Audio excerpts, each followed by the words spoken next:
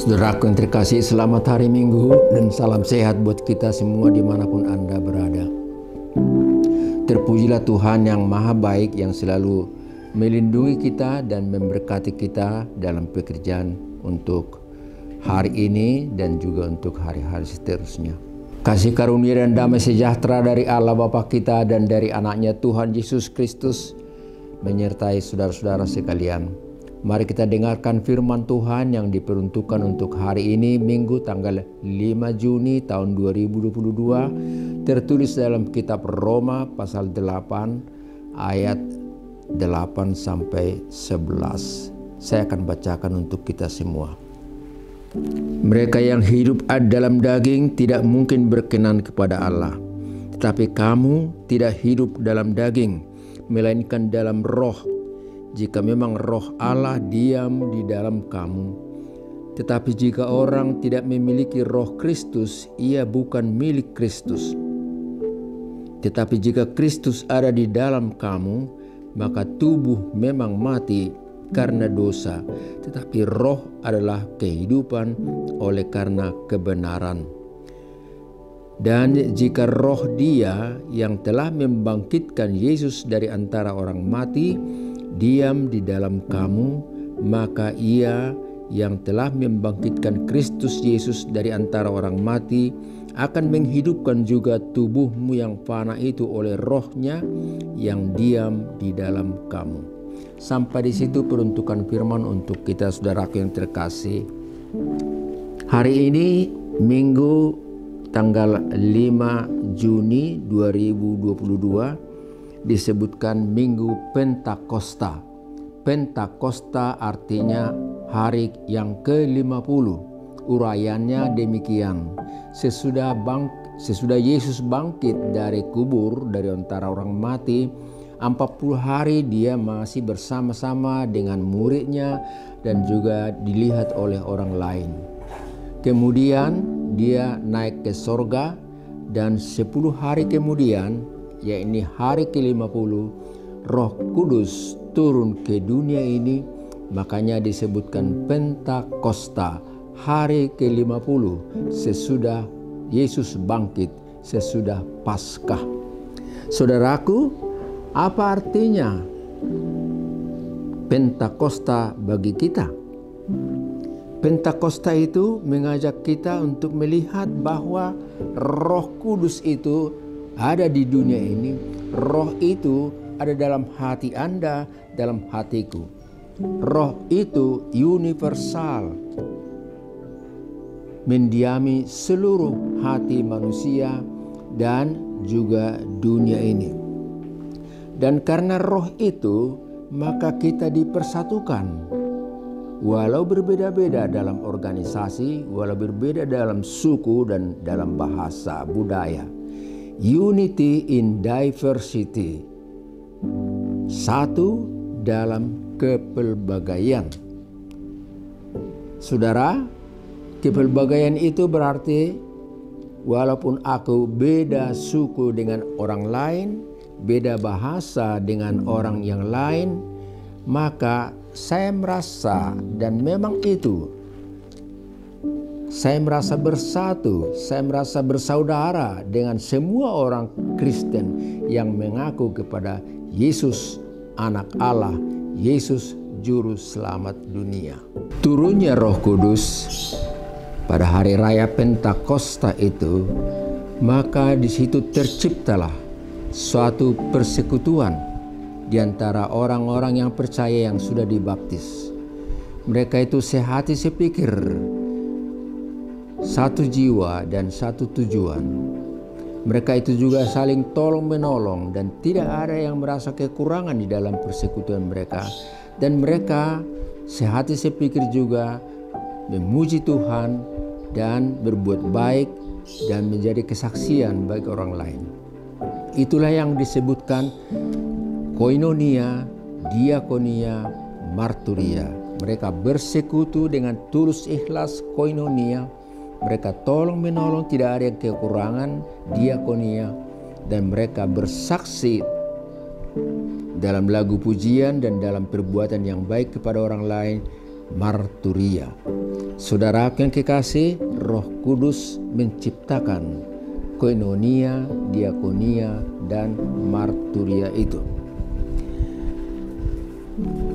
Sebabnya itulah, makanya selalu diperdengarkan satu lagu.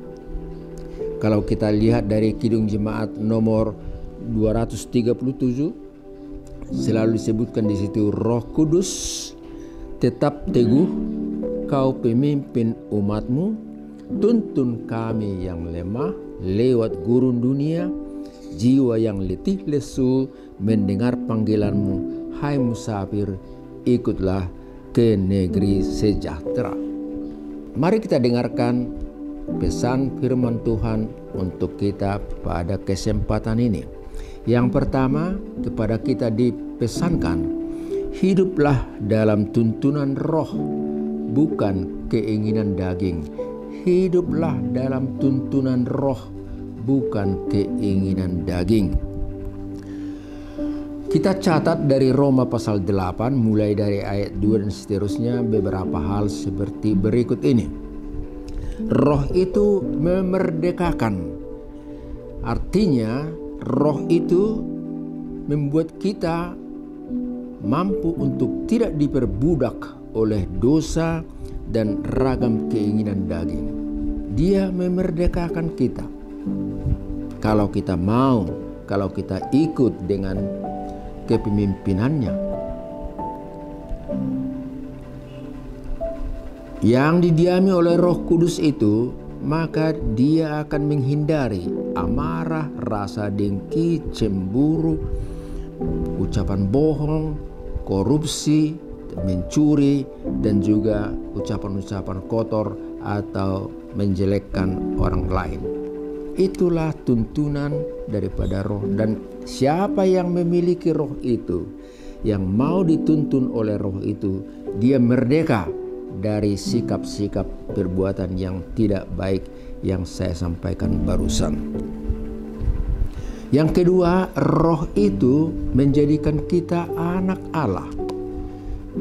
Karena anak Allah, maka kita menjadi pewaris dari kehidupan yang kekal. Tetapi di dunia ini juga kita harus mewakili atau mampu untuk menderita atau bersaksi karena iman percaya kepada Yesus.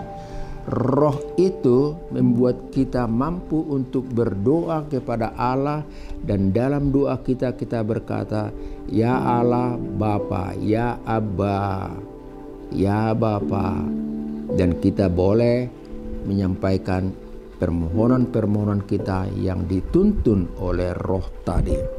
Itu dapat kita lihat pada Roma pasal 8 ayat 14.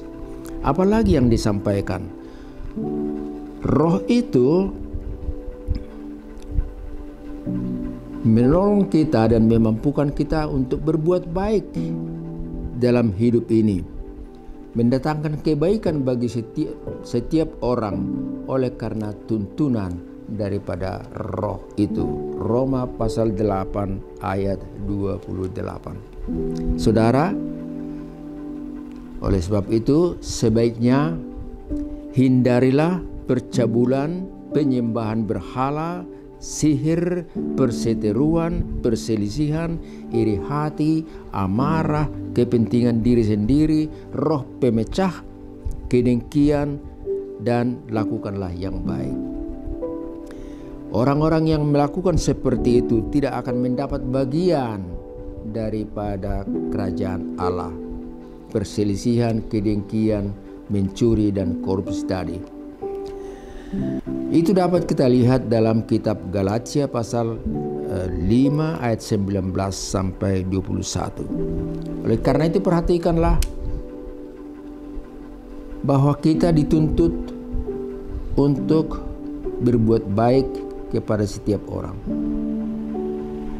Pakaian, aksesoris bukan menjadi penentu atas kebaikan seseorang sebagai orang beragama. Tetapi hati ini, tuntunan roh ini yang memampukan kita untuk berbuat yang baik, bersaksi, jujur, dan setia, itulah arti kekristenan yang luar biasa. Pesan yang kedua untuk kita pada hari ini berbunyi demikian: ikut dan hidup dalam Yesus. Ikut dan hidup dalam Yesus. Murid-murid dipanggil oleh Yesus menjadi pengikutnya dan menjadi saksi di dunia ini. Kita juga di zaman milenial ini, kita dipanggil untuk menjadi pengikut dan menjadi saksi daripada Kristus. Murid-murid dibekali, dituntun. Kita juga pada zaman ini dituntun dan dibekali oleh firman Tuhan melalui Roh Kudus itu. Demikian juga murid-murid yang dipanggil oleh Yesus, mereka itu juga disuruh untuk pergi memberitakan Injil kebenaran itu. Dan Tuhan berkata Dia akan menyertai mereka sampai akhir zaman. Itu juga berlaku untuk kita sampai hari ini dan sampai akhir zaman.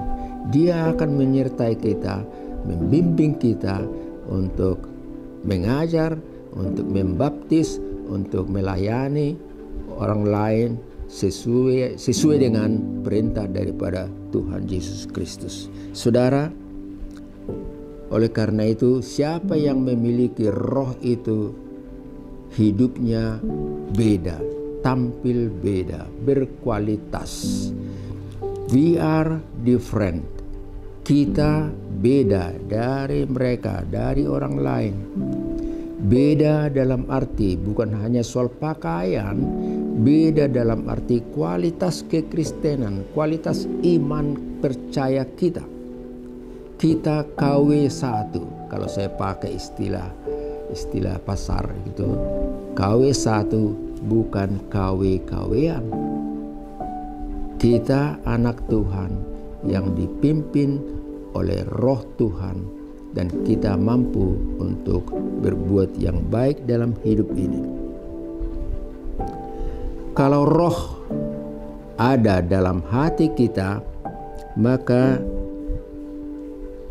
di sana akan nampak perubahan dan gaya hidup dan perilaku yang baru. Perubahan, gaya hidup, dan sikap yang baru. Buah-buah roh sebagaimana kita sering dengarkan dalam kitab Galatia pasal 5 ayat 22 sampai 23. Saya bacakan untuk kita, mengingatkan kita kembali pentingnya mengevaluasi diri, di mana kita berada. Apa roh ada dalam hati kita atau tidak?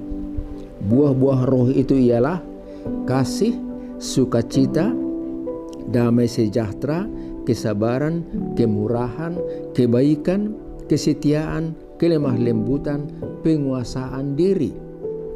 Jikalau kita hidup oleh roh, baiklah kita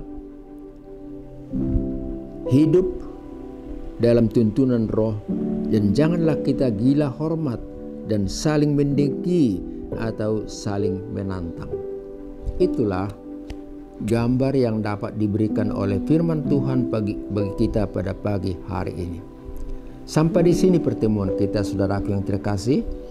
Tuhan memberkati Anda dan aku juga. Kita dilindungi, kita diberkati. Kita juga boleh ketemu lagi minggu depan untuk mendengarkan firman Tuhan, firman kehidupan itu. Amin. Mari kita berdoa. Terima kasih Bapa Surgawi atas firman-Mu yang barusan kami dengar. Biarlah kami didiami oleh roh itu, supaya roh itu memerdekakan kami. Roh itu membuat kami menjadi anak Tuhan. Roh itu memampukan kami berdoa kepadamu dan menyebutkan Engkau Abba, Bapa kami yang di sorga. Terima kasih atas firman-Mu yang barusan kami dengar juga.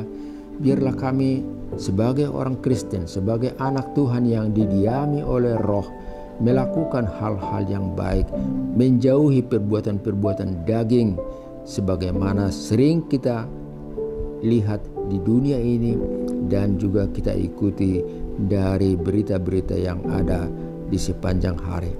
Allah Bapa di sorga, berkatilah keluarga kami masing-masing, semua mereka, anak-anak kami, bahkan cucu kami juga berkati ya Tuhan.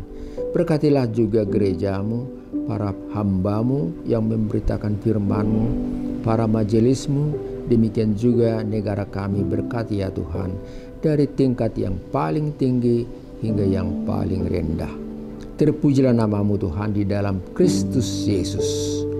Anugerah dari Tuhan kita Yesus Kristus, kasih setia Allah Bapa, serta persekutuan dari Roh Kudus bersama dengan saudara-saudara sekalian. Amin.